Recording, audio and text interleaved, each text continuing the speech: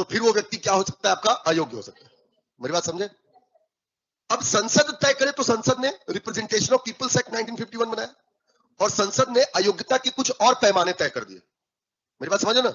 एक अयोग्यता 101 में, लेकिन 101 का लास्ट पॉइंट क्या कहता है? अन्य अयोग्यता जो संसद तय करे। तो संसद ने अन्य अयोग्यता तय करने के जनप्रतिनिधि कानून 1951 बनाया। इसके अनुसार और क्या क्या अयोग्यता हो सकती है? इसके अनुसार अयोग्यता क्या क्या हो सकती है? देखें, चुनाव में भ्रष्ट आचरण सिद्ध हो जाए, ठीक है? चुनाव में भ्रष्ट आचरण का दोष सिद्ध होना, ऐसे लिखें, चुनाव में भ्रष्ट आचरण का दोष सिद्ध होना, लिखेंगे convicted for corruption in election. Convicted for corruption in election, अगर कोई चुनाव में भ्रष्ट आचरण, मतलब ऐसे पता चल जाए कि उसने भ्रष्टाचार करके चुनाव को जीता है, तो वो अयोग्य हो जाएगा। दूसरा, यदि किसी अपराध में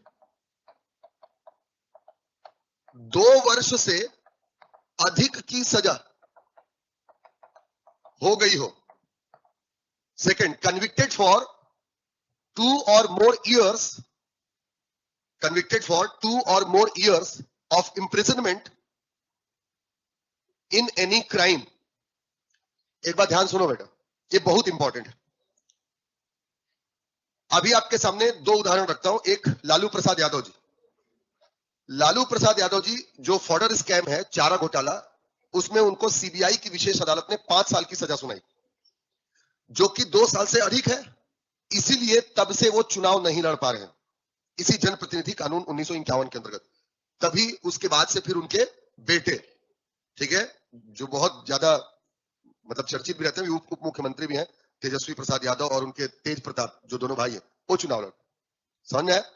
सेकंड, अभी हाल ही में आपने देखा होगा कि राहुल गांधी जी के ऊपर में भी जैसे ही आपका गुजरात के कोर्ट ने उनको 2 साल की सजा सुना दी, तो तुरंत उनको उनकी लोकसभा की सदस्यता समाप्त कर दी गई थी।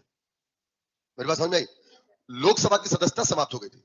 ये इस वजह से क्योंकि जनप्रतिनिधि कानून ये कहता है कि अगर किसी सदस्य को 2 साल या उससे ज्यादा की सजा हो जाती है, तो फिर वो सदन का सदस्य नहीं रह सकता। मेरी बात समझ में? तो एक, चुनाव में भ्रष्टाचार का दोषी पाया जाए।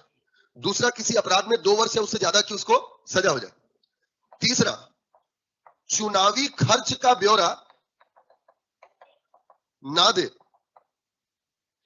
ठीक है, चुनावी खर्च का ब्यौरा ना दे। Not providing the expenditure description in election.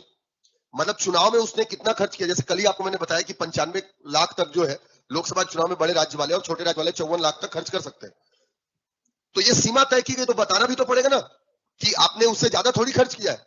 तो अगर कोई अपना एक्सपेंडिचर लिमिट या चुनाव में खर्च का ब्यौरा नहीं देता, तो भी वो क्या हो जाएगा? अयोग्य हो जाएगा। मेरी बात समझ में आई? तो एक, चुनाव में भ्रष्ट